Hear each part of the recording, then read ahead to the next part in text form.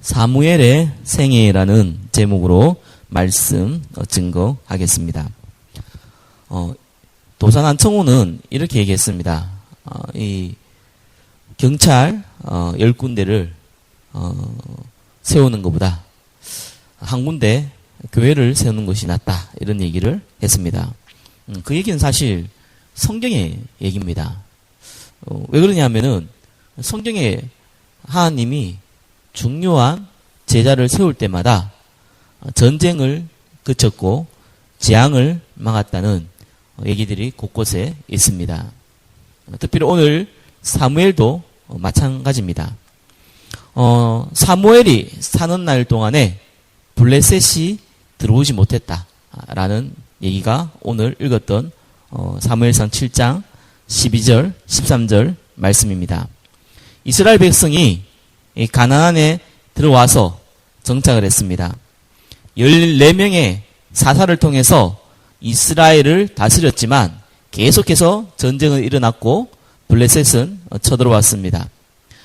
그때 한나를 통해서 태어난 이 사무엘을 통해서 더 이상 전쟁이 일어나지 못했고 블레셋이 쳐들어오지 못한 일이 일어난 겁니다. 어떻게 한 사람이 이런 일을 했겠습니까? 성경은 그에 대한 이유를 분명히 말하고 있습니다. 첫 번째 보니까 말씀을 회복했기 때문에 그렇습니다. 당시에는 성경이 완성되었던 시대가 아닙니다. 모세 오경 정도가 있었던 시대입니다. 여호와의 말씀이 희귀하여 이상이 흔히 보이지 않고 제사장 엘리의 눈이 어두웠다고 성경은 말하고 있습니다.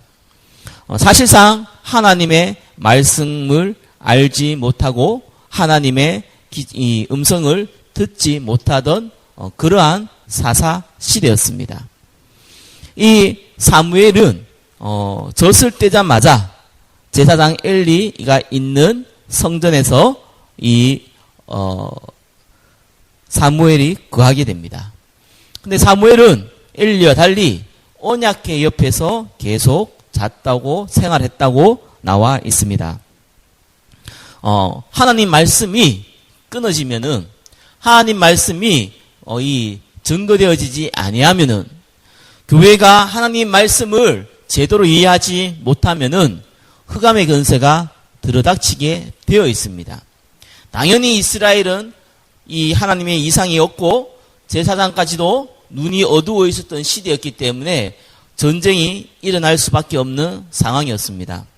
이 사무엘이 하나님 말씀 옆에, 언약궤 옆에 있었다는 것은 하나님 말씀을 회복하는 중요한 시간표 가운데 있었다는 얘기입니다. 그리고 하나님의 음성을 듣게 됩니다. 앞으로 일어날 중요한 일들을 사무엘에게 하나님은 알려주었습니다.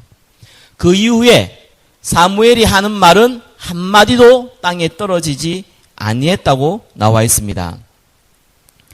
하나님의 말씀을 통해서 하나님의 계획 가운데 우리가 거하게 될 때에 하나님 우리를 통해서 주시는 하나님의 말씀이 떨어지지 아니하고 성취되기 시작하는 것입니다. 사무엘이 미스바에서 이스라엘 백성들을 모읍니다. 거기에서 회개 운동이 일어났습니다. 그때 이후로 전쟁이 그쳤습니다. 그때 이후로 이 블레셋이 계속 쳐들어왔는데 그때 이후로는 블레셋이 쳐들어오지 못했습니다. 또한 다윗과 같은 중요한 제자를 사무엘이 키우게 됩니다. 저와 여러분들이 사무엘이라는 한 사람을 통해서 반드시 배우셔야 합니다. 하나님 말씀이 우리 안에 거하고 하나님의 계획 가운데 우리가 거하고 그것이 각인되기 시작할 때에 우리 가문에 들어오는 재앙이 막아지는 겁니다. 이 지역과 한국 땅에 들어오는 재앙을 막기 시작하는 겁니다. 나아가서 전 세계의 재앙을 막으며 복음을 증가하는 전도의 축복을, 선교의 축복을 누리게 되는 것입니다. 그것이 구원받은 자의 특권이요 축복인 것입니다. 사무엘 통해서 저와 여러분도 동일한 응답을 받을 수 있는 것입니다. 불신자는 전혀 이해하지 못하는 말입니다.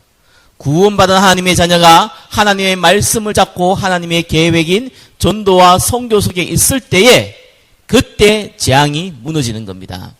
그 응답이 오늘 하루 살아가는 동안 또한 동일한 축복을 누릴 수 있도록 예수 그리스도의 이름으로 축원합니다.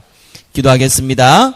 사무엘이 살아있는 동안 전쟁이 그쳤던 것처럼 하나님께서 우리도 말씀 가운데 하나님 계획 가운데 있어서 가문의 재앙을 막고 가정의 재앙을 막으며 지역의 재앙을 막고 세계의 재앙을 막는 또한 전도와 선교에 쓰임받는 제자의 축복을 누릴 수 있도록 하나님의 은혜를 베풀어 주옵소서.